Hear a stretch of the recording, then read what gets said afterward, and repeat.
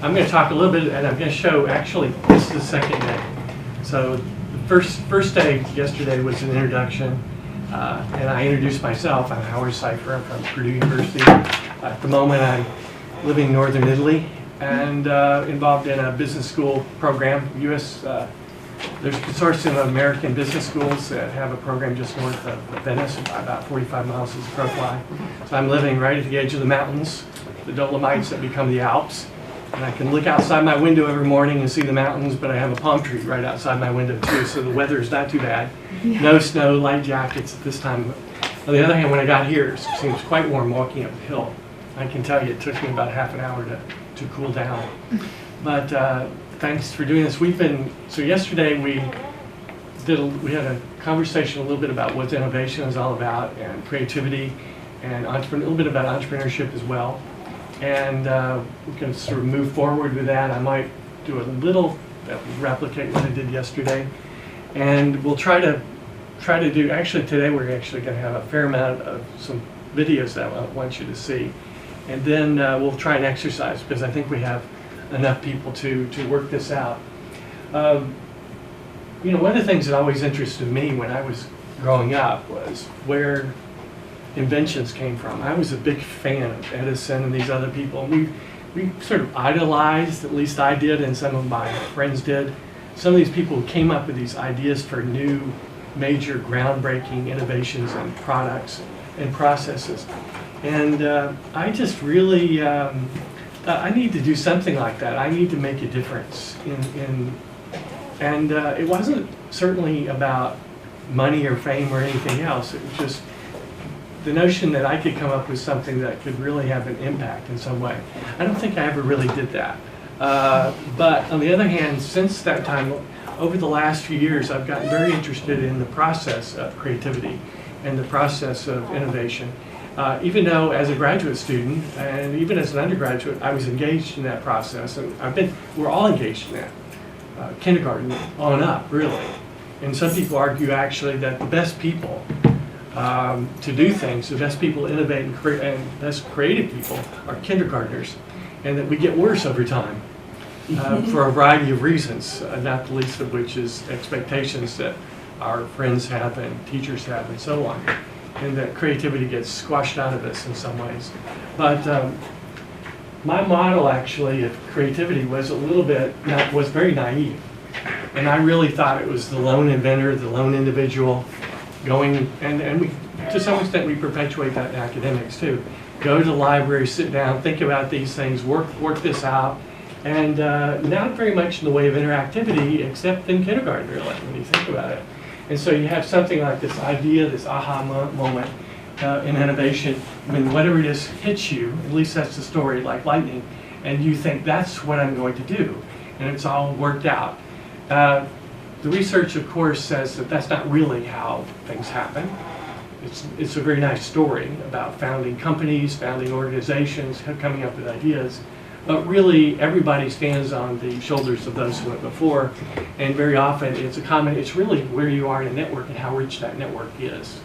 And so we talked a little bit last time about what are rich networks. They're cities, they're universities, they're coral reefs, if you think of it from a biodiversity point of view, the Amazon, the jungle, this kind of thing. These are incredibly diverse, innovative places. And so the idea is that this pops in, or that an apple falls from a tree, and that you come up with gravity, is something that, for the most part, makes a great story, but isn't the way that things really work. So I will, to preview a little bit what's coming. We have some guests coming in. One of the nice things about being able to think about this for a little while anyway was to say, you don't want to just listen to me. You want to have an opportunity to talk to other people and meet other people who've been involved in these processes and have been involved in either social entrepreneurship or entrepreneurship more generally in some ways. So tomorrow, Audrey Tan from Playbula will be here. And this is a great, really very interesting story. It's a Singapore story, which makes it so good too, in addition. And I don't know exactly what she's going to talk about. She hasn't sent us the proposal, but I suspect she'll talk a little bit about the trials and tribulations and where the idea came from, and the challenges of putting together a a company or an organization, especially a sustainable organization in this environment. And so I think that's interesting. We'll have Jim Giles from Matter, and Jim Giles is the co-founder of Matter. You may or may not have ever heard of Matter. Have ever heard of it? Probably not. It's only 1 year old this week, and Matter is a long-form journalism effort that was actually started with a couple of guys, British guys, lived in San Francisco, but they use Kickstarter, which is a crowdfunding mechanism, in order to get the initial money to do this. And our program, the reason that Jim's going to do this for me is that our program at Purdue invested in this. Not because we thought we knew we weren't going to make any money. It was, we have an investment or a belief that long-form journalism is something that ought to exist, and they have a focus on science and technology. So this was clearly something that our institution, which is Science and Technology Institution, should be involved in. So he's going to Skype in and give us some insights into this. 6 months after they kicked off successfully, they were actually purchased by, gosh, I'm trying to remember the guy's last name, one of the co-founders of Twitter, who has another content company he's working with on the side. That's the nice thing about a lot of these. Evan Williams. Yes, Evan? Evan. Okay. And so maybe he'll give us some inside stories as to the Twitter launch, which is just happened. I don't know if he will, but he focuses obviously on science and technology, and I think that would be kind of an interesting opportunity. And we're nailing these times down at the moment. So this is very much a just-in-time workshop in some ways, but Redbox is a very interesting media company. It's actually an entertainment delivery company that's not in Singapore. Ever heard of Redbox? You may have seen it if you're in the States, and it has now some presence in Canada. And you might say, wait a minute, this is really old technology in a certain sense. They have what amounts to, well, they look like Coca-Cola vending machines, and they deliver DVDs very easily, very promptly. You can search online and reserve them, but they just launched online in the last 6 months too, in a collaboration with one of the major telecom companies in the United States. They make a heck of a lot more money than Netflix, by the way, if you've heard of Netflix. They have 38,000 of these things around the United States. It's a high-tech operation, and they're part of a much larger company that is one of the Fortune 200 fastest growing companies in the world. So it's kind of, and they made what did they make? I think 7% profit last year. Well, that's not great, but on the other hand, it's still interesting.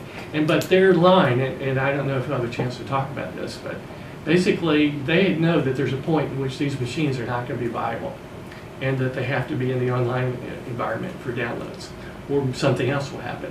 So it's a very interesting opportunity to look at a company that disrupted the process, that was using technology as far as delivery, that last week Blockbuster in the United States went out of business. Basically they drove Blockbuster in part out of business, yet they are on the lines too. So a company that disrupted, but it's also being disrupted in a lot of ways, so if you think about that. And then finally, a guy named Frank Gruber is going to Skype in. And Frank, I think, I'm asking to give us kind of the view of startups and entrepreneurial activity, and this is both social entrepreneurship and traditional entrepreneurship, from about 20,000 feet. And he calls this a media company, Tech Cocktail. But what they really do is they put on massive events, networking events, for entrepreneurs all over the United States and globally. They do some things outside the U.S. as well. But they do relatively small things and they do relatively large things. So a large event probably would be in Chicago with 5,000 people, which is what they do, down to smaller kind of activities. And but if you go to their website, you find that they do interviews with entrepreneurs. They do they run a sort of news service, a news feed about entrepreneurship. They do breaking kinds of things. It's more than just a networking company that has this cocktail there, but they do partner with companies and organizations to focus on networking and getting people together. And they do provide, on occasion, I think, alcoholic beverages in some way, shape, or form, which is part of it. So those are the four that are going to come in the next couple of days, starting again tomorrow with Audrey Tan, who I think is a must-see since she's an NUS alum. So I'm excited to meet that.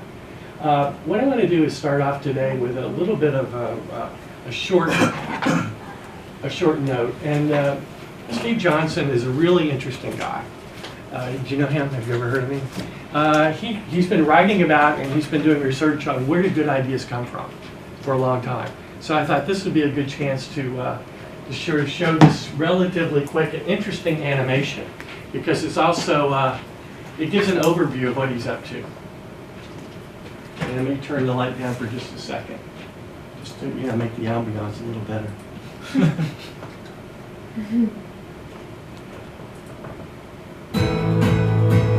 Stop. Thanks, wonderful. I have an ad. For the past 5 years, I've been investigating this question of where good ideas come from. It's a kind of problem I think all of us are intrinsically interested in. We want to be more creative, we want to come up with better ideas, we want our organizations to be more innovative. I've looked at this problem from an environmental perspective. What are the spaces that have historically led to unusual rates of creativity and innovation?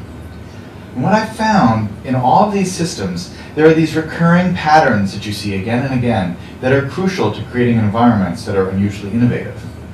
One pattern I call the slow hunch, that breakthrough ideas almost never come in a moment of great insight, in a sudden stroke of inspiration.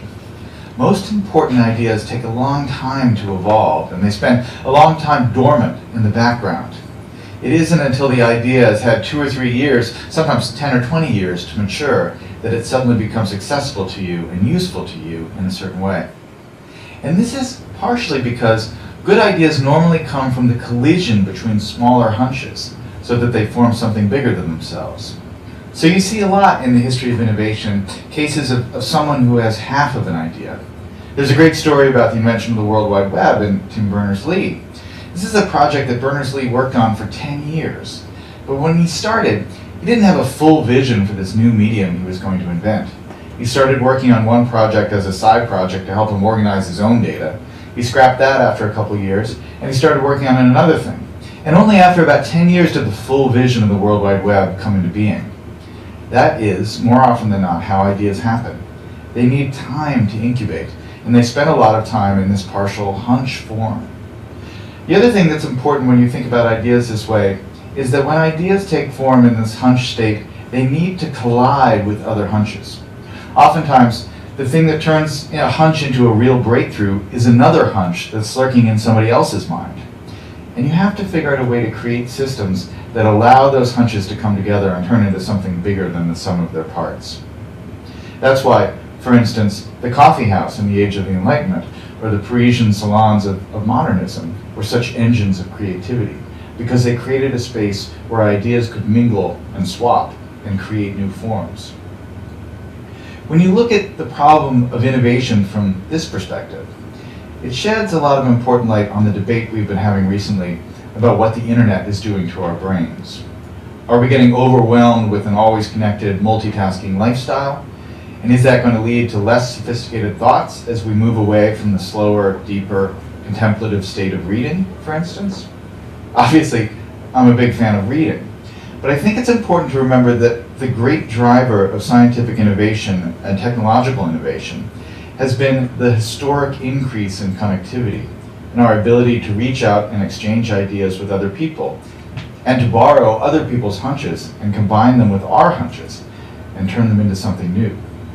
That really has, I think, been, more than anything else, the primary engine of creativity and innovation over the last 600 or 700 years. And so yes, it's true we're more distracted. But what has happened that is really miraculous and marvelous over the last 15 years is that we have so many new ways to connect and so many new ways to reach out and find other people who have that missing piece that will complete the idea we're working on, or to stumble serendipitously across some amazing new piece of information that we can use to build and improve our own ideas. That's the real lesson of where good ideas come from, that chance favors the connected mind. So if you want to read Johnson's book, it's very good, and he has about an 18-minute TED Talk, which he articulates these a little bit more, I would say a little bit, I won't say better, but I really like what RSA does out of England, the way they do these animations. So I just thought you would be interested in this quick and dirty kind of thing. Yesterday I did a lot of talking. Today I plan to do a little bit less, because I want to, again, look at some of the ways and maybe kick off this way, or this particular part of the workshop with some other things that some other ways of going about being creative or generating creative ideas. You know, one of the things that I remember and still exists is that you get a sense of there are these people that were born to be innovators or born to be creative. And in fact, we talk about this as, yeah, the creatives over there.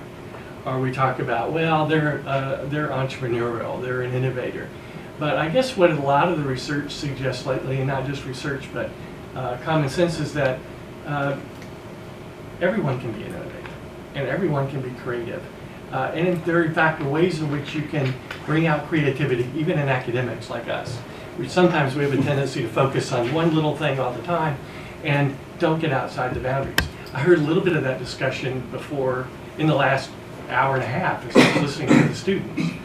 Some of them got very focused on their particular projects. And if they've been able to sort of break out and think about the larger scene, the larger activity, then in fact I think some of the ideas would have been entirely different, and the project would have flown, would have sort of moved in an entirely different direction. And maybe in a direction that would have had more impact. So I did like this picture of the innovator. Obviously he's got his straws hooked together there so he can get whatever he needs there. In some ways, probably a frappuccino of some kind. But so there is this notion of creative types, and I went on the web and I started getting pictures, images of what, you know, creative types, creatives.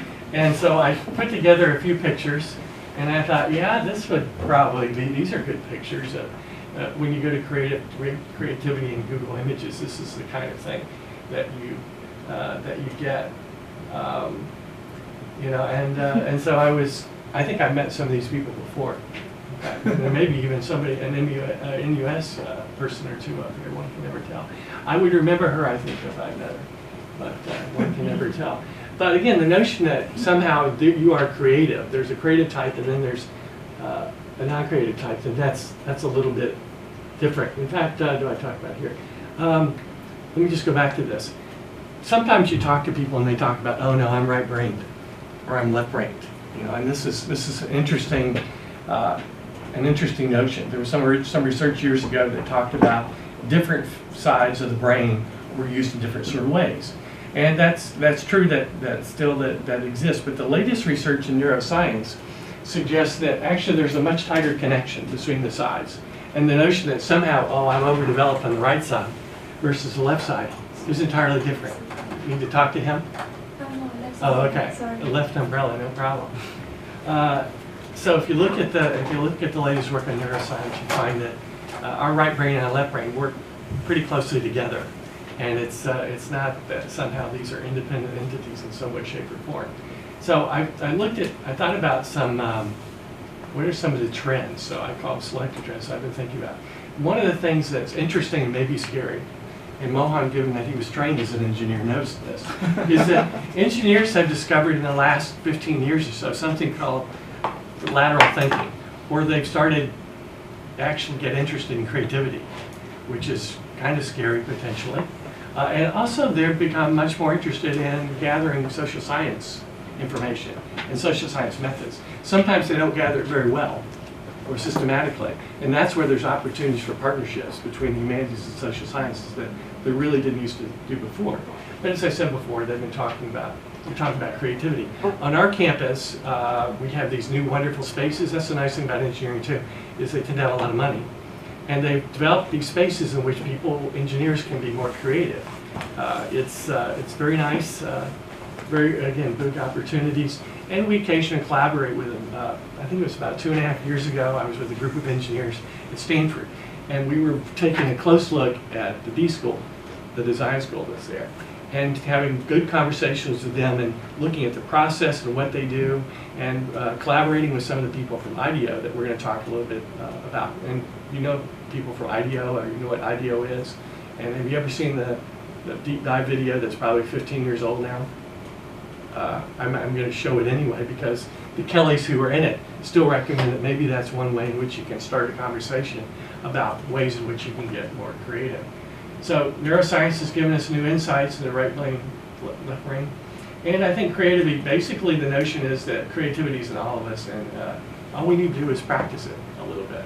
and take a look at it. And driving a lot of this stuff, even though there have been people that have been talking about it for a long time, have been the Kellys out of Palo Alto, California. And they started a company called IDEO, which is a design company. But now what it really is more than anything is an innovation company. And they weren't the only ones. There's a guy named Edward De Bono who's been around for a long, long time, who talks about the hats, the thinking hats. And tomorrow, I think some of the people that might be in this, we're going to try to use the thinking hats to generate some discussion and ideas about a social innovation. But they have a new book called Creative Confidence, which is what they call it, colon, everybody has to have a colon, unleashing the creative potential in us all. And I'm going to take a look at that. But in that, they make the argument, among other things, that this is a false dichotomy between creatives and uncreatives. So I really want to take a look at IDEO and what they call design thinking, and briefly, and this is an older video, but I think it's very interesting. And we use this process at Purdue, and I think a lot of people do. It's a focused brainstorming process. And while they're looking at producing a tangible product here, we in fact have used this for strategic planning. It makes it a lot more fun, I can tell you. We've used it for curriculum development. We've used it for other ideas in terms of prototyping or dealing with issues, social entrepreneurial kind of issues. So if we can click on number 1, I think that'd be good. And we'll sort of see how it goes in terms of time. And we'll see if when we need a break. So this is from an old... sorry, I always have the ads in the very beginning now with any YouTube video that gets any kind of response. So this was from a television program that ABC did in the United States called The Deep Dive. And again, it's about 15 years old, so even 15 years old, you get a sense of more than that? Yeah,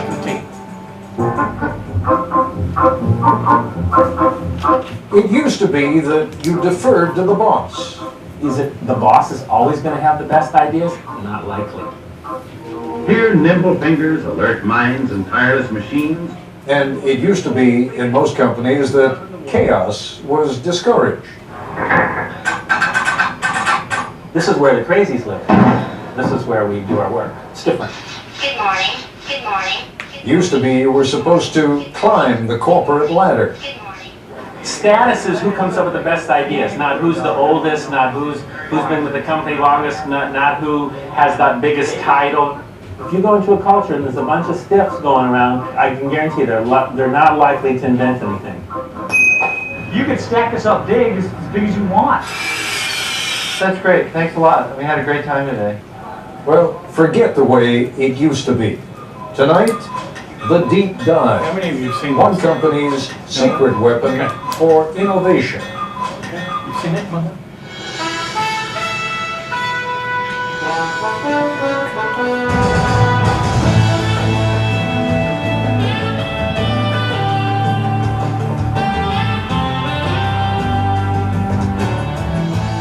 A lot further along in this broadcast, near the end as a matter of fact, you will hear one of the central characters suggest that we look around.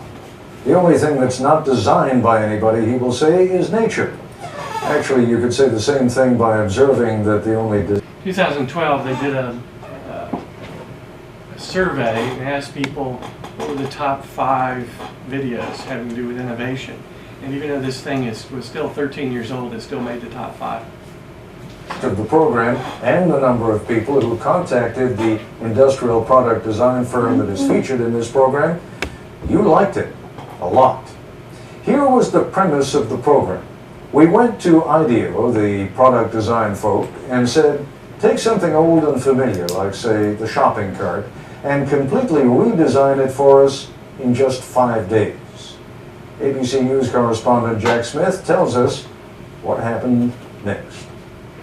9 in the morning, day 1, and these people have a deadline to meet. So welcome to the kickoff of the shopping cart project. This is Palo Alto, California, in the heart of Silicon Valley, and these are designers at IDEO, probably the most influential product development firm in the world. Designers are the reason TVs have square screens, chairs 4 legs, and toothbrushes nowadays those squishy handles. In fact, it was IDEO that designed those squishy handles. IDEO has designed everything from high-tech medical equipment to the 25-foot mechanical whale in the movie Free Willy, and the first computer mouse for Apple. Smith ski goggles, Nike sunglasses, NEC computer screens. Hundreds of products we take for granted. This is called the Neat Squeeze toothpaste tube, which you invented that. The man who runs IDEO is Dave Kelly, a Stanford engineering professor, the Groucho Marx mustache, a data genius, and an approach to innovation that usually works. Well, thank you, Fred. But not always. I can show you some products that failed. Came up with this idea called monster shoes, where you take these little monsters and lace them into your shoes, like this. And we built a bunch of them, and I didn't want those either. So. Mostly what IDEO designs, though, does work, and it works very well. Dave and his design teams create about 90 new products every year. The point is that we're not actually experts at any given area. You know, we're kind of experts on the process of how you design stuff. So we don't care if you give us a toothbrush, a toothpaste tube, a tractor, a space shuttle, you know, a chair. It's all the same to us. We want to figure out how to innovate by using our process, applying it. And so for the next 5 days, the team will apply that process to bringing the supermarket shopping cart into the 21st century. I think first we should maybe all acknowledge that it's kind of insane to do an entire project in a week. Project leader is Peter Skillman, a 35-year-old Stanford engineer. Project leader because he's good with groups, not because of seniority. He's only been at IDEO for 6 years. The rest of the team is eclectic, but that's typical here. Whitney Mortimer, Harvard MBA. Peter Coughlin, linguist. Tom Kelly, Dave's brother, marketing expert. Jane Fulton-Suri, psychologist. Alex Kazaks, 26, a biology major, who's turned down medical school 3 times because he's having too much fun at IDEO. Kids climbing up and doing this. Safety emerges early as an important issue. 22,000 child injuries a year, and so they're hospitalized injuries. I mean, there are many others. Not reported in the store, that's, you actually have to go to No, that's emergency room. hospitalized, right. And theft. It turns out a lot of carts are stolen. You know, what is the average life of a cart? Does it last 2 years, 5 years, 10 years? And how big is this theft thing? 10 a.m. As the team works, it becomes clear there are no titles here, no permanent assignments. The other side says, gives us a lot of help, says, be safe. Everyone appears to be equal, and they love to mock corporate America. I'll give you status. I'll give you a big red ball on a post, and that says you're a big guy. If you got a ball, you're a senior vice president. You know, what do I get? The desk, the red ball, it's all the same. In a very innovative culture, you can't have a kind of hierarchy of here's the boss and the next person down, the next person down, the next person down, because it's impossible that the boss is the one who's had the insightful experience with shopping carts. It's just not possible. 3 parts.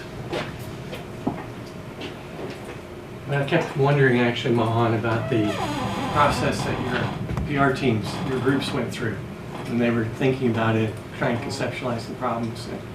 And I would have enjoyed sort of sitting in to see what they did. I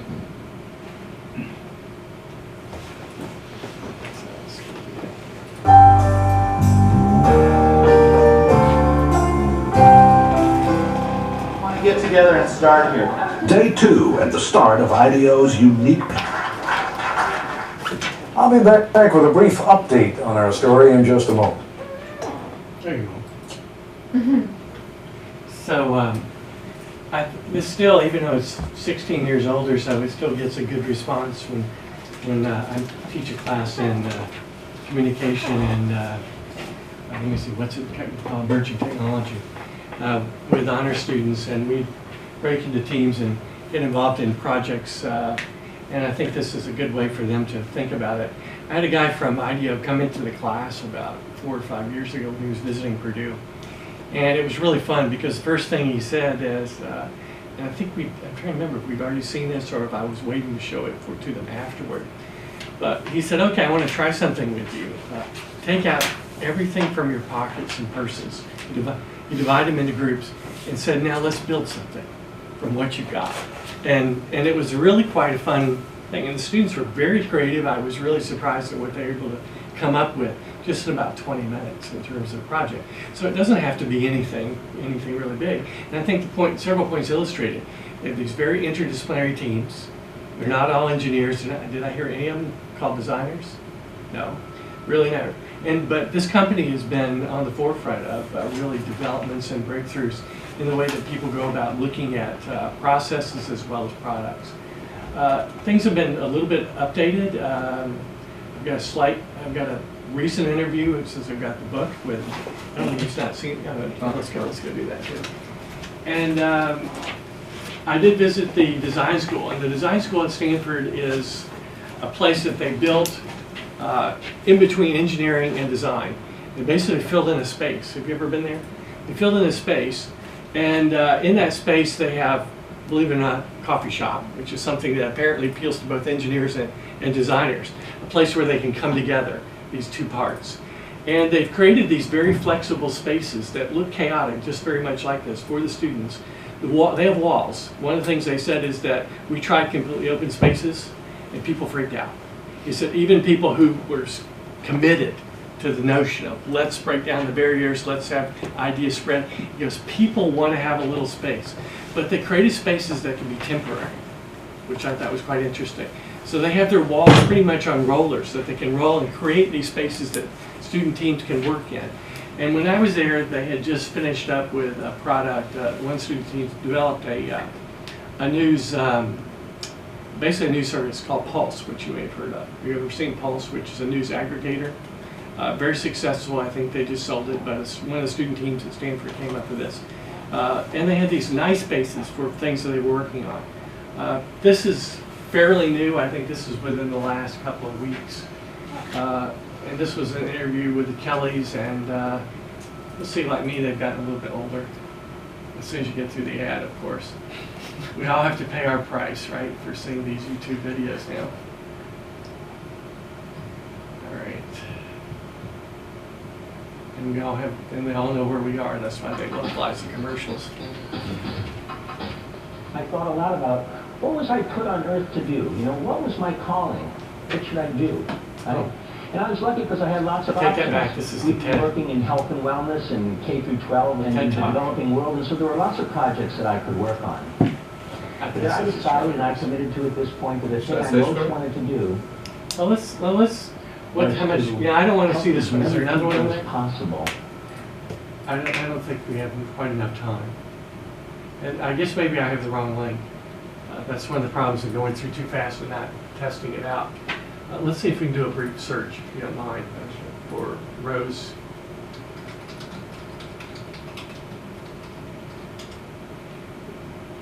Should be K-E-L-L-E-Y.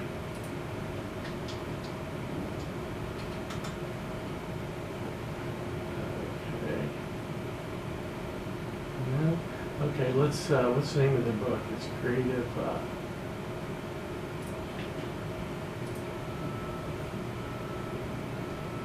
So this is what happens when you. I think S. Pardon me? Kelly's. With S. Yeah. Well, that's Kelly. It might work with that with Kelly's. I've got the same ones up there. Okay, let's go back and try the creative. What's the name of their book?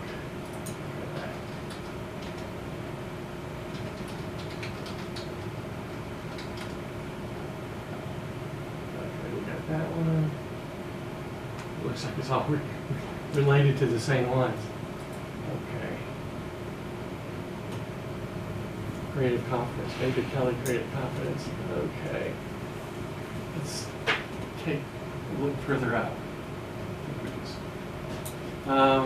It's 2012. All right. It seems to go to the same one. That's not good. Maybe try Charlie Rose. Yeah, we can try Charlie Rose. Charlie Rose, creative confidence interview or something. I think Yeah. Creative confidence.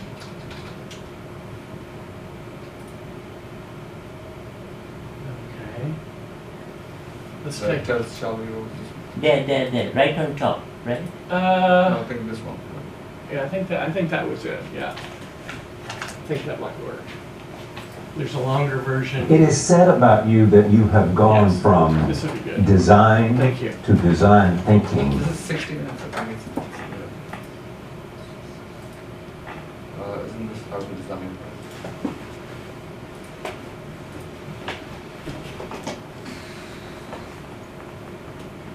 How long is this one?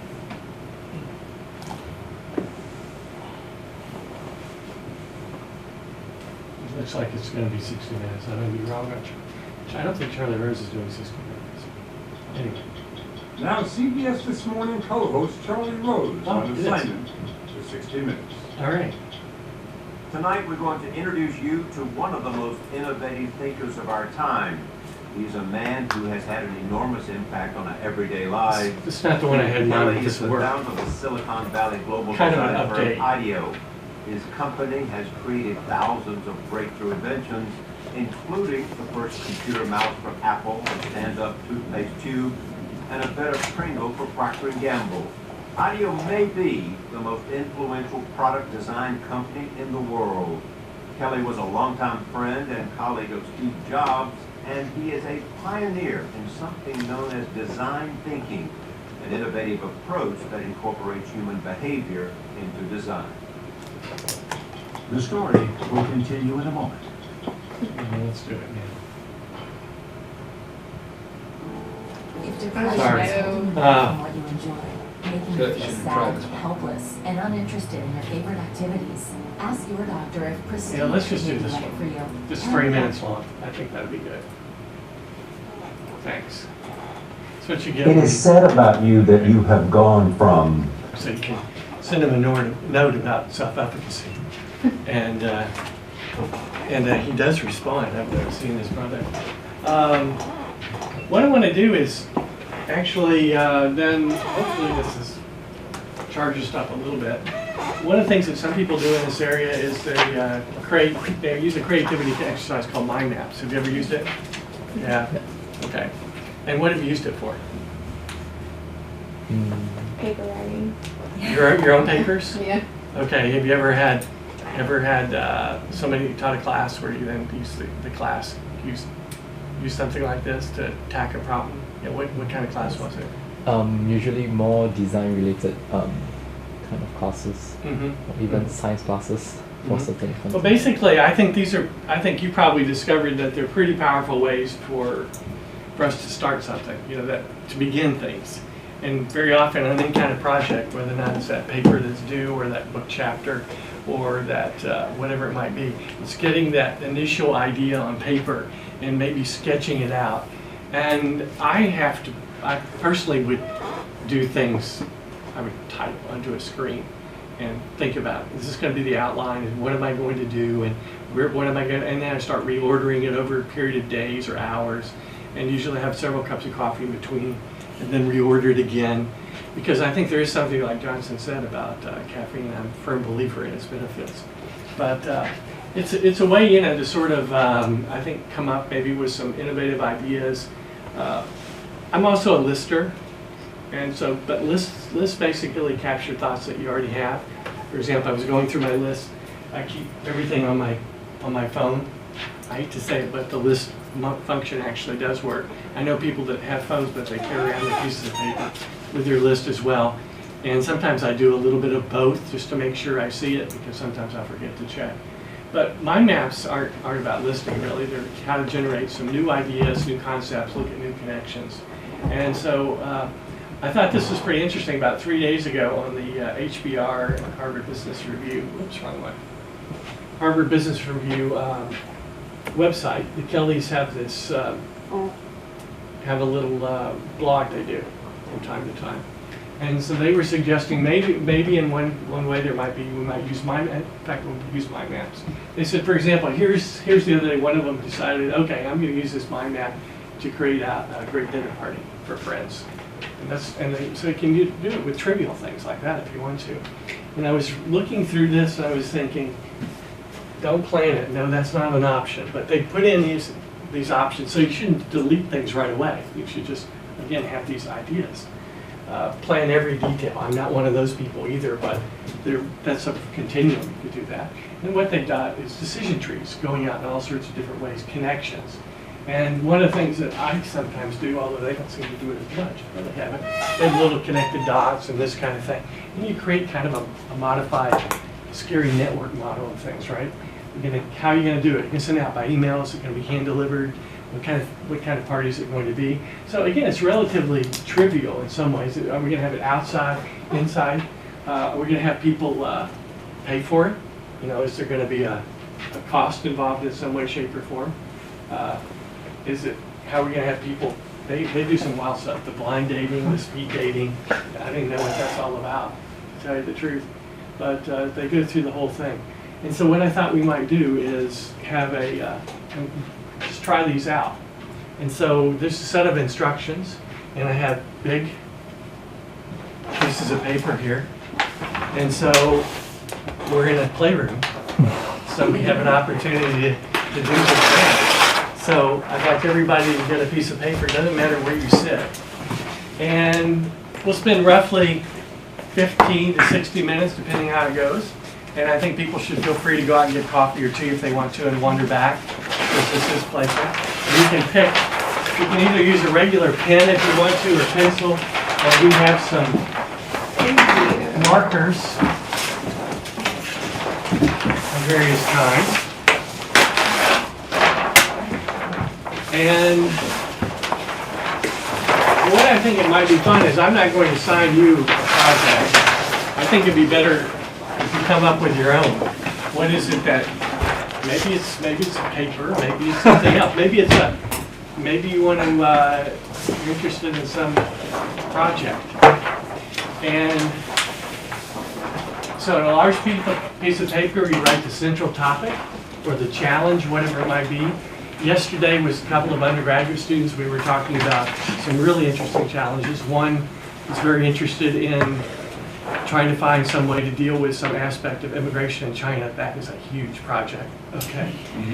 Obviously, that might be sort of narrowed down. But, you know, put that in the middle and circle it, and then ask yourself, it says, what else can I add to the map that's related to this game? Write down ideas branching from the center, and use a connection and to spur new ideas and so on. So just open up your mind and start that way. I wouldn't put it in your lap like that. I know. Yeah. I left one color.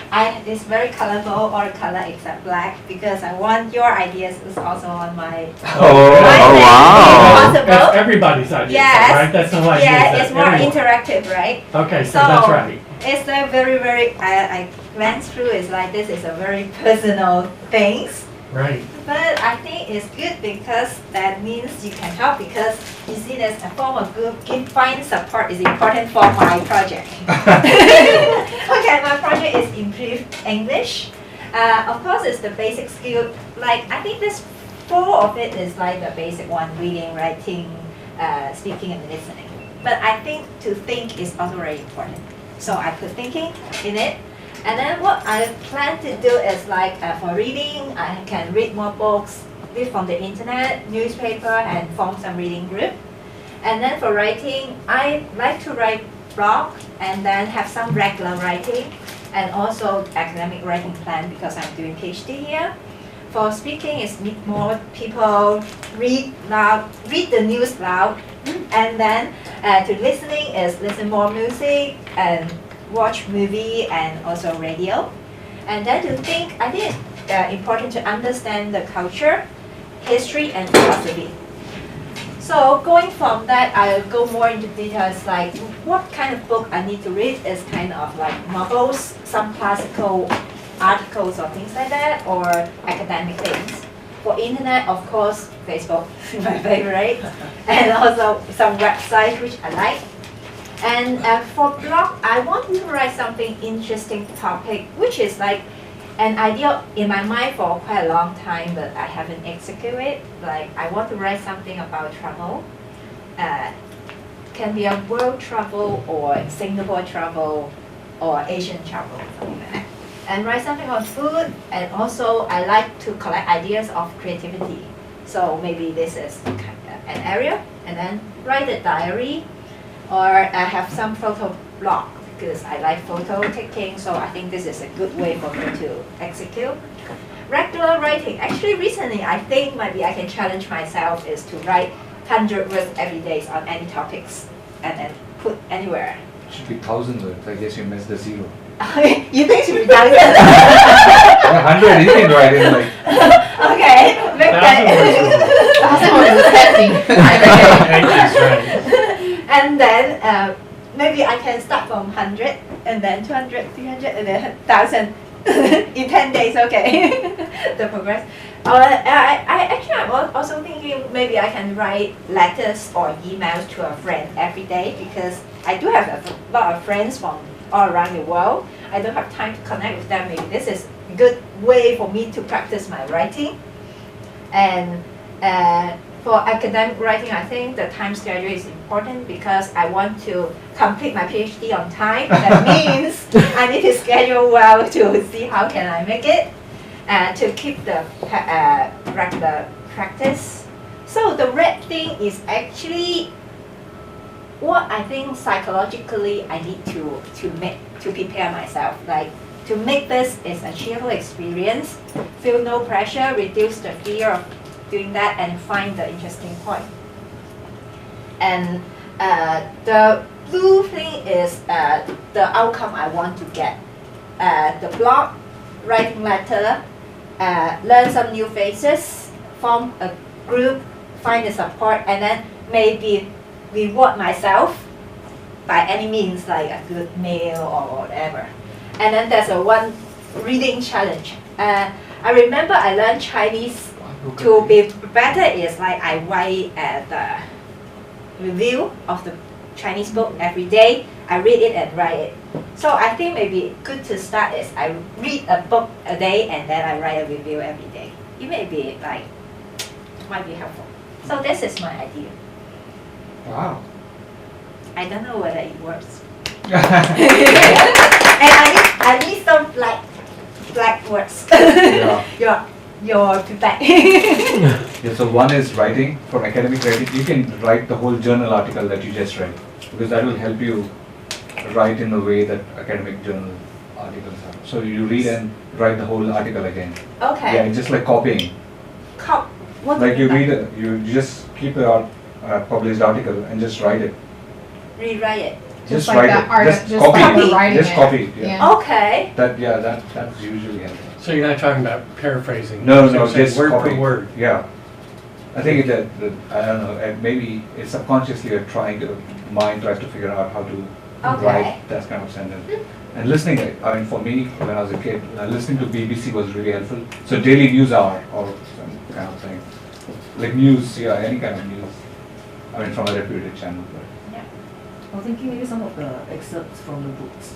Was very for reading or for writing. Writing. Actually, reading also can. How to spell excerpt? CERPT. There's also, I think there's a program on Google Books or Google Reader that you can like pull up a book or something online, an article, and you can click on words and it'll tell you about the pronunciation. So like it's marketed at something to help people learn like any language, Spanish, German, whatever. And you can read it and sometimes it'll mix, like if I was learning Spanish, it would mix English and Spanish together in the sentence. So you're reading it a little bit at a time. And then you can click on the words that you don't know how to say or you don't know exactly how it says and it'll say it back to you. I'll look up what the exact, I'll send that to you. Like for myself, I have like the dictionary app where it tells me like new words every day, so you can increase your vocab maybe through that. Oh, okay. Yeah.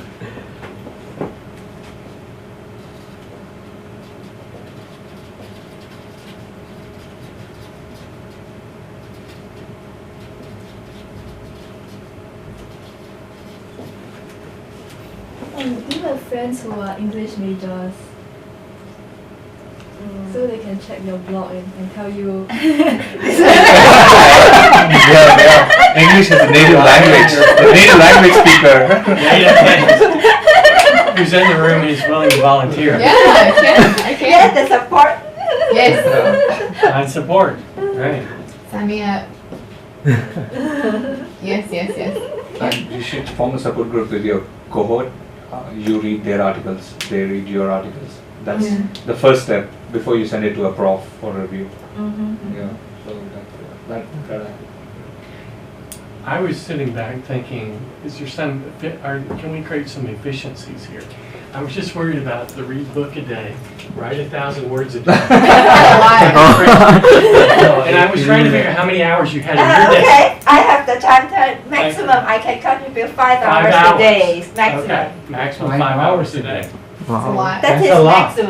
That is still a lot. You're right. Yeah. But on the other hand, If you're reading things you like. and if you're talking in here, for example, if you're Yeah. this sort of thing helps. Yeah, maybe I can maximum 1 hour for that. Like to do speed reading, like to get the ideas. Maybe after days I can read faster. Pick things you like to read. You know, like it doesn't all have to be classic novels or academic. I remember when I was a kid, I do it. It's like I joined the library's reading club, and then it's like I need to write the review, and then I get a prize. I want to be the monthly star on the library. So I just go to borrow books, like 5 books a day, and then whatever it is, I write the review. But it's in Chinese, so maybe I can think like to borrow some books and then to ask you give me price. Yeah, just pays the money before that. Every 100 book I can get a prize. 100. Yeah, I think we can handle that. Yeah.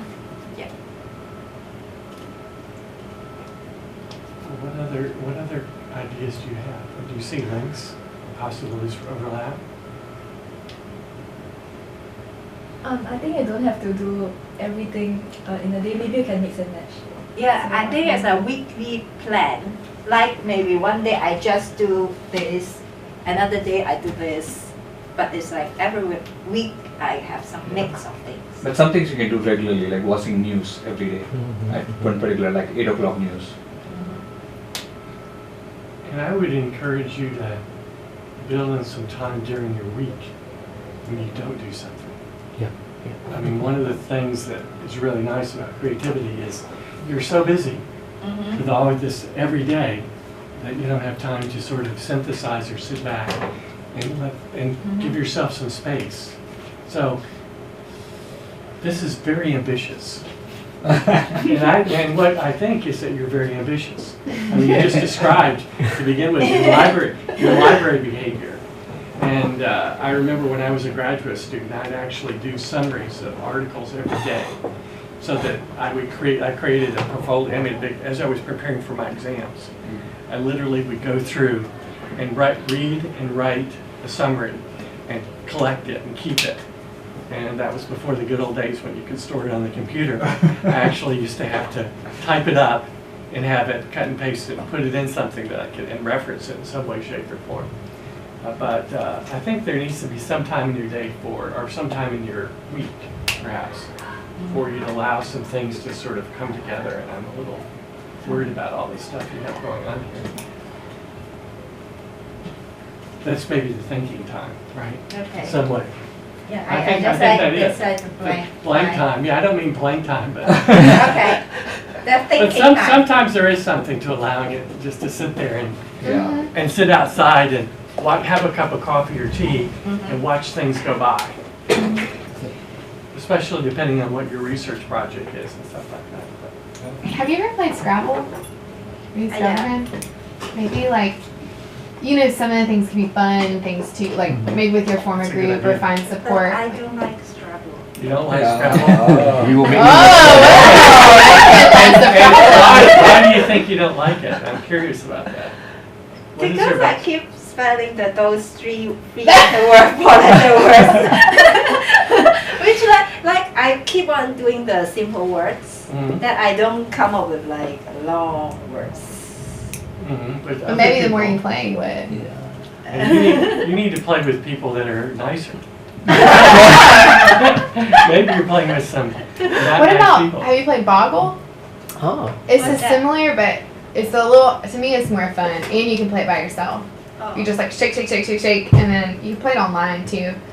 And it's like all these letters, and you make words like this, and like, it's small words even, and big words. And you can play it online, you can even play it on your phone. I know many Americans like to play that. Yeah. What games? Yeah. I saw a lot of magazines. Yeah, but it might just like Maybe Be a different channel. I'll bring it next time. Then we can play volleyball in the office. Well, thank you for starting off. I think that was really great. I feel like I have an insight into you that I didn't have before, and because we didn't have a chance to introduce ourselves. Because the way this is working, I keep having slightly different people each time, so it's difficult. So what is your background in? actually, I come from Hong Kong. I'm now a PhD student here. It's Right. like this semester I just almost finished my first year, and then in January I will start second year. Okay, well, great. Should we go to the next one? Yeah. Which I think that You're the native speaker. I know. And this has some of the best printing I've seen. Yeah. Oh, thank you. I was jealous. I thought, I can't print that well. Yeah. No. It's from all the doodling. Spare time. Watch out for the coffee cup, because I know there's no drinks or food right there. Oh, yes. Okay, so right now I'm working on a women's heart health project here in Singapore, and we are working with women who are seeing a general registrar clinic, so mainly government subsidized, lower income, older, mainly in their 70s, 80s, but above 50 is the cutoff. They all have heart issues, so they're recruited in a cardiology clinic, and we've done 3 advisory board meetings and about 10 interviews. So based on that information so far, I've mapped out what we're trying to do next is start to think about what our intervention will look like and what is it that our data is pointing us towards, and how does that communicate with literature that's already been written about this topic. So I sort of separated it into intervention issues and structural issues. So there are some structural issues that are going on that may or may not influence what we can do for the intervention, but some of it has some connections. And then there are some intervention issues. So this is your life. Yes. Okay. This is my life here in Singapore. So there's some issues like language. My participants probably represent maybe 6 or 7 different languages, primarily not English. And then they're older, so there's some mobility issues about they rely on family members to transport them. Even in terms of exercise, there's some mobility things to consider. Some of my participants we've had this discussion about maintenance and prevention, so how that could influence an intervention, whether it's, we're talking about family history, whether it's mainly something we want to think about just maintaining once you've had heart issues. We've also talked about time, food, and cooking, and so all the traditions and things that come with that. So can I ask you one question? Yeah. What's the overall goal? The overall goal is to use the culture-centered approach to create some type of intervention support for the women that are a part of the community that are struggling with heart disease. And the hopeful goal is to create something that could pertain to, could be launched nationwide. So improve their quality of life and. Yes, and since heart disease is the #1 cause of death for women in Singapore, we're hoping to see a clinical decrease in the symptoms and cholesterol levels and things. So I know there's a lot of just factual things, but the ideas here are based on all of these things. Maybe instead of doing something where we're writing pamphlets or writing things, maybe it's literacy is also an issue about reading. Maybe it's auto recording per each language, things they can listen to by themselves. Maybe it's first a training group, an exercise thing they can do around the house if they're not getting outside the house very much, and then an audio recording that they can listen to on their own instead of sitting at home with something to read, which some of them aren't able to do. Let's see. Another thing, and maybe you guys can help me, food has come up a lot, and the struggle with eating in moderation, which is not necessarily only specific to Singapore. It's definitely specific to the US too, but I don't know. I know that moderation is an issue, but taking these things into consideration, I'm not sure where to go next with that idea of trying to create something to help people eat in moderation. So yeah, I'll just leave it there. There are some other things up here, but maybe you could just ask questions in the interest of time if you have any.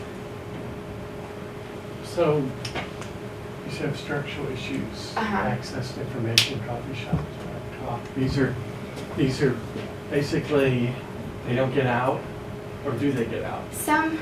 It really ranges. Some women have jobs and they work and they're out, very mobile, maybe in their 50s. And then I have some who are mainly wheelchair bound in their 80s, don't get out, just stay around their apartment. So it kind of ranges. Do they get much, you have exercise at the very top. Mm-hmm. Do they get a lot of exercise? Mostly they say, I've had a few say that they do like a lot of walking, sometimes walking just around their flat, but sometimes they say, oh, I can't exercise, I'm too old, or whatever, or that there's just no time. For the ones who are working, they struggle with time.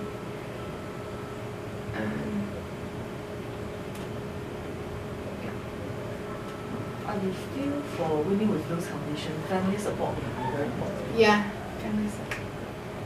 Let's see. Access to info, we have that.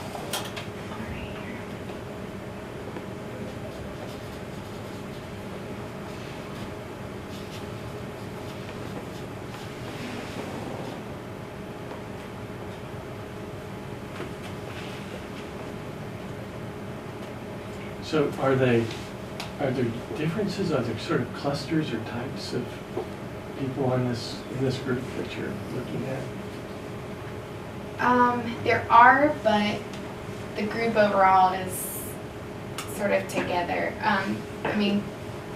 There are different. You've got age differences, you have mobility differences. Yeah. And they're spread all over Singapore? Yeah. They're not in one location? Yeah, for the most part. Statistically, I would think so.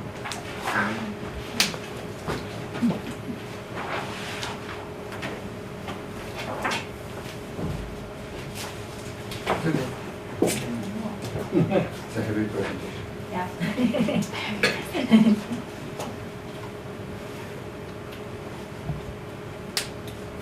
This is quite a group. I thought there'd be much more. I think this one, access to info, is related to this one. Because I found this I like the idea of the audio record of directions. I think it will help them because some of them they really can't read or they don't have time to read. Right. But listen to something might be good for them. Yeah. How could they, the only thing here is I was wondering like how they would be able to play it. Yeah.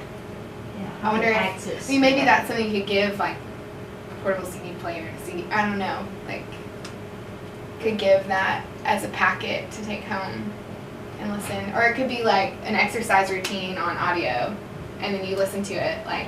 Actually, I don't know, have you ever heard in Buddhist temple sometimes, I don't know where they have a kind of very small machines that repeat the things all the time, the song that were the whole day or kind of that. I think there should be some kind of that machines that can record something that can repeat and then it's like entertaining to tell them some information, might be. I don't know whether it works or not. It could be an app on the mobile. Yeah, an app is also, but some of the just aunties the don't access have. to it. They don't have. They don't use mobile phones. Right. So the goal is to improve the quality of their life and extend their life, right? Yeah. So I keep looking at this and think, well, exercise, we know exercise works, the social support, eating, they're all sort of tied in together. Yeah. In ways. And not only just eating, but eating good foods, right? Right, right. Appropriate foods. Right. And not eating too much, but eating the appropriate amount. Right. And of course, it's based on what they voice that they want. You know, like there's some things that haven't come up. And one thing that did make it on here is they did talk a lot about being happy and happiness, and that's really important to them. Did you talk to the family members? Sometimes they come with them and they participate also in interviews and different things. So we have talked to some of the family members. But yeah, it's different. So you have input from experts, and then you have input. I mean, I think it's interesting to have conversations with the family members about the struggles that they're having, get their perspective on things. Yeah. I think that one advisory board that we did together, they voiced, a lot of family members talked about different things. But it's good to get, I mean, to at least see everything and play with each other. Do they come together at any point? They, depending on what group they were randomized to, so the advisory board comes together. I'm thinking about is the there people in the study. Do they, or these are just separate? I mean, everyone's separate.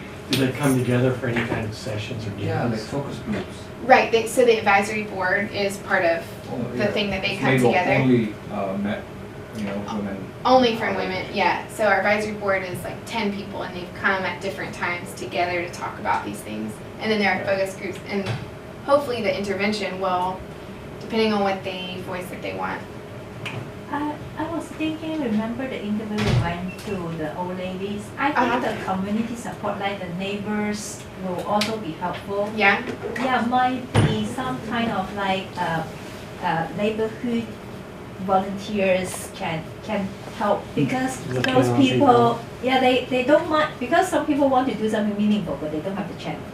So you just invite them to, like, how can they help their neighbors for that? Might be. It can be helpful. And you give the ideas for them, because they can have access to the apps or mobile phone. And then they help those old people. This is again, this is social support that includes family, neighbors, and others in terms of looking at this, or participating. Okay, well let's move along. What is the Indian government saying about it? What is the NGOs saying about it? What is the business group saying about it? And where does what are the drivers and what will be the consequences? So if, for example, if we want to change the Indian government to act more on climate change, what do we need to do? So it's kind of also perspective. So what I looked at is there's an Indian government and a business lobby which says that this is good for us, that we should be tackling climate change along with our development. There's a lot of poor people in India, more than poor people in sub-Saharan Africa. And then we need to look at growth, we need to provide more energy access to these poor people. 50% of Indians still don't have access to electricity, so that's stuff like that. But to provide that electricity resources, we don't have to constantly build coal plants, because that's going to pollute the local environment as well as contribute to climate change, but invest in renewable energy resources like solar and stuff like that. Another drivers of the discourse is the vulnerability. India is a very vulnerable country. So there are a lot of poor people who are even more vulnerable than the rich Indians. That's kind of driving, but the primary driver of this discourse is the NGOs in India and abroad. Then I looked at, third is the government, which says, well, we should do more because we have international aspirations, but India wants to be this rising Asian tiger, next only to China. So yes, we should be doing more because we want to have a seat in the Security Council like China does. So, and within that, there's this different framings of how India and US are getting more closer together. They have a nuclear energy agreement. They have now a clean energy agreement. So that's part of the international aspirations. At the same time, there's increased focus on India. India should be doing more because if it wants to be the leader, it has to show up. And then one of the final drivers was that Indian media, there's increased visibility within domestically because of number of impacts that are happening in climate in India, like floods and stuff like that. Then on the other side, I thought, what should the world do to make India act more proactively? And what I found was that we should try addressing India's concerns, specifically the idea that India should be given free technology transfer for green energies. So if they do that, that might promote Indian government to act faster. Second could be developed countries, including USA, saying yes, we will take down our emissions. So if we do that, would you also take down your emissions, kind of thing? So that kind of we all do it, we all give in. I thought second could be building capacity, training media to talk more about it, because then you can generate some public pressure onto the government. There are other bigger issues of governance. So there's a lot of corruption in India. So there are domestic governance issues that unless you tackle that, climate change, even if you have good policies, that might not trickle down to the ordinary people. There's a whole issue of what is China going to do. So if China acts, it becomes very imperative for Indian government to also act. So there's a whole regional thing going on. And then I try to mark these things like interrelated. So for example, if we start building capacity of NGOs, the media, scientists in India, it might increase their domestic visibility of climate change, because they'll start reporting more often. So international aspirations could be tied down to the green incentives that the developed countries can provide, for example, USA. So you do this, then we'll give you a Security Council seat, that kind of trade-off. So yeah, so that was what I was thinking. Quite messy. Yeah, that's an elevator speech. 2 years of work.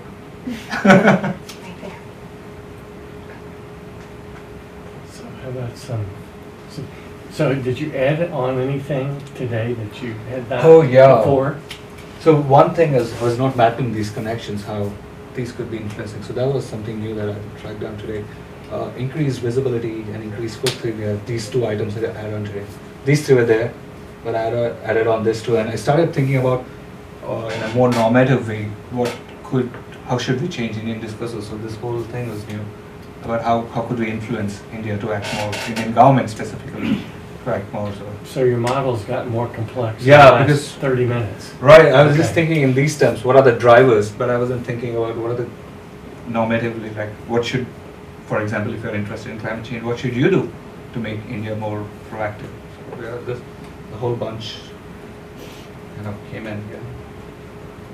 Is there something would you prioritize things some ways? What would you?